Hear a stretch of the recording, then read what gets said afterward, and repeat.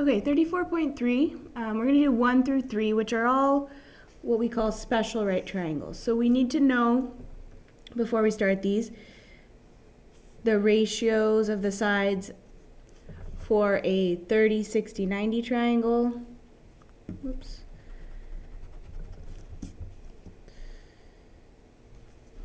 This would be the 60-degree side, which is across from the longer side. This is the 30 degrees, and then there's 90. So the ratios of the sides for a 30, 60, 90 go like this. If the 30-degree side is 1, the 60-degree side is root 3 times as long, and the hypotenuse of the triangle is twice as long. For a 45, 45, 90 triangle,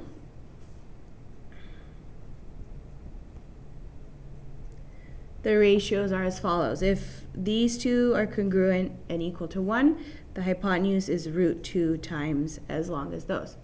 So let's look at this first one. We have a 30, 60, 90. We can see here, comparing this to our reference triangle here, the hypotenuse is half as long as this hypotenuse. So if we're trying to find the leg opposite 30 degrees, we know it has to be half as long as the leg opposite 30 degrees on this one. So if we take this, divide it by 2, we get 1 over 2, or 1/2. If we look at the second triangle, this is a 45, 45, 90 triangle. Comparing these two triangles, this hypotenuse we can get by dividing this hypotenuse by root 2. So if we divide by root 2 here, in order to get the leg opposite the 45 degrees, we just need to divide this by root 2. So 1 divided by root 2. And we want to make sure we rationalize the denominator. That means writing it so that there is not a square root here, and we do that by multiplying both the numerator and the denominator by root 2. So by doing that, we get root 2 in the numerator. Root 2 times root 2 is equal to 2.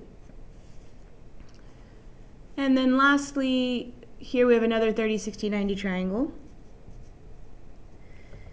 Again, the hypotenuse of this triangle is half as long as the hypotenuse of this triangle.